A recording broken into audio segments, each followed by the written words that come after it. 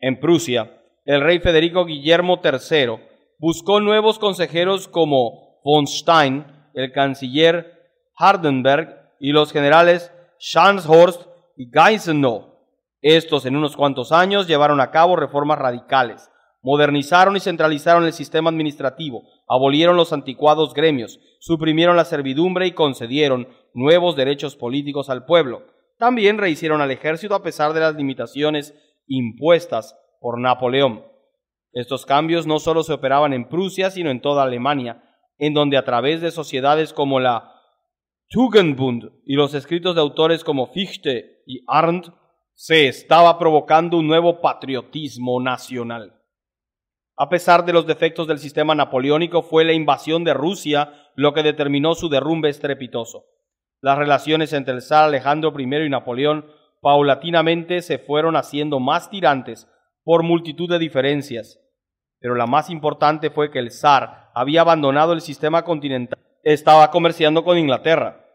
Napoleón declaró la guerra a Rusia el 22 de junio de 1812 y 2 días después cruzó el río Niemen con un ejército de 610,000 hombres, de los cuales menos de la mitad eran franceses, el resto por alemanes, italianos, polacos y de otras nacionalidades.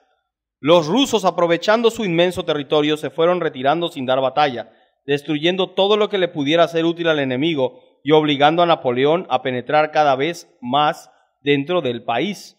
Solo en Borodino dieron batalla los rusos el 7 de septiembre, y aunque esta fue muy sangrienta e indecisa, se retiraron, lo que hizo posible que Napoleón entrara a Moscú una semana después.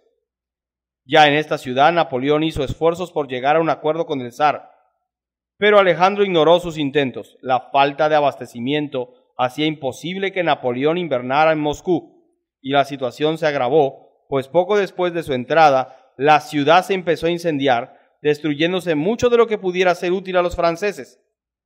Por lo tanto, Napoleón evacúa la ciudad el 22 de octubre. Debido al severo invierno, a la desorganización francesa y a los ataques de los rusos, la retirada se convirtió en uno de los peores desastres militares de la historia. El gran ejército de Napoleón estaba formado por menos de 50,000 hombres cuando cruzó el río Niemen en diciembre y se refugió en Alemania. La invasión de Rusia había costado a Napoleón casi 500,000 de hombres. Libre el territorio ruso de franceses, el zar Alejandro dudó en continuar la guerra, pero debido a los esfuerzos de Prusia, se le convenció de evitar firmar un tratado de paz con Napoleón y de unir a Rusia a una nueva coalición formada por Prusia, la Gran Bretaña y Suecia. Napoleón se había adelantado a su ejército y por la noche del 18 de diciembre estaba en París.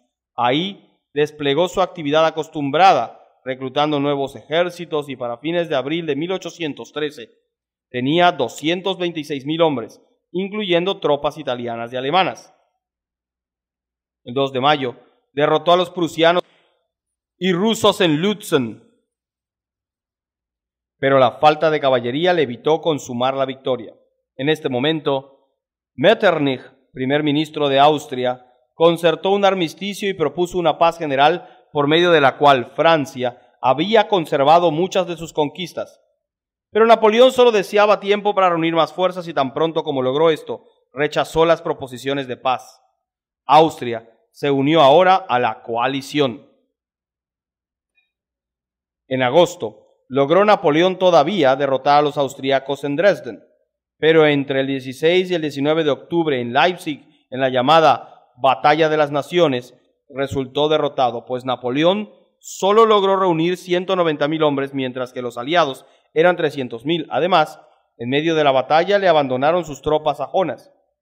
Unos días después, los ejércitos franceses habían evacuado Alemania. Napoleón todavía rechazó nuevas proposiciones de paz que hubieran dejado una Francia limitada por los Alpes, el Rin y los Pirineos.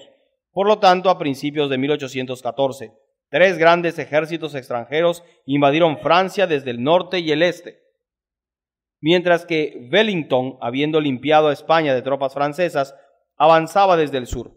El 31 de marzo los aliados entraron a París y el 13 de abril Napoleón se vio obligado a firmar el Tratado de Fontainebleau. por el cual abdicaba al trono y renunciaba a todo derecho a Francia para él y su familia. A cambio de esto, se le daba la soberanía de la pequeña isla de Elba en el Mediterráneo, una renta anual de 2 millones de francos para él y 2.500.000 para distribuirlos entre los miembros de su familia. Además, a su esposa María Luisa le daban la soberanía del ducado de Parma y otros territorios en Italia. Mientras Napoleón estaba en Elba, los monarcas europeos se dedicaron a restaurar el viejo orden de Francia, fundamentándose en el nuevo principio de la legitimidad.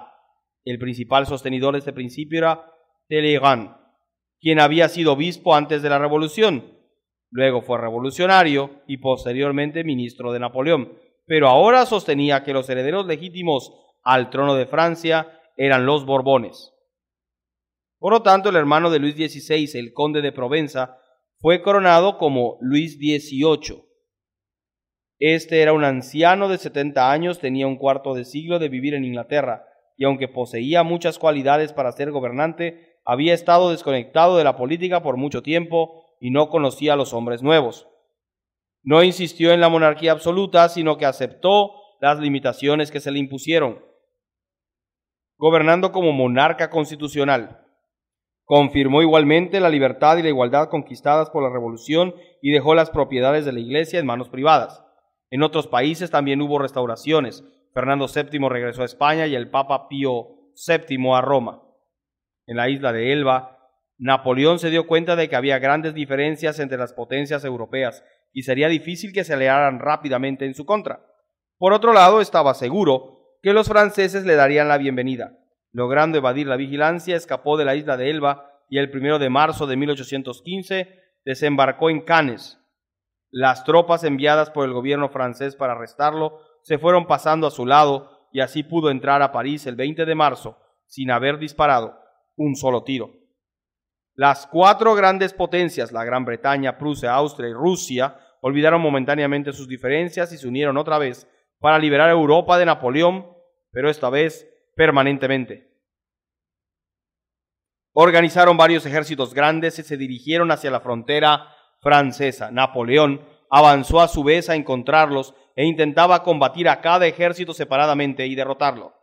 Pero el 18 de junio de 1815 se encontró en Waterloo frente a un ejército formado por ingleses, holandeses y alemanes al mando del duque de Wellington. La batalla, que fue muy dura durante el día, se convirtió ya en la tarde en un desastre para Napoleón, con la oportuna llegada de 65.000 prusianos a las órdenes de Blücher. Napoleón regresó a París y el 22 de junio abdicó a favor de su hijo, pero el Parlamento francés, bajo el marqués de Lafayette, estableció un gobierno provisional y una vez más fue restaurado Luis XVIII. Napoleón se rindió a los ingleses, ya que los prusianos tenían órdenes de capturarlo vivo o muerto. En esta ocasión, fue enviado a la solitaria isla de Santa Elena, en el Atlántico del Sur, en donde vivió 5 años y medio, hasta su muerte, en el año de 1821.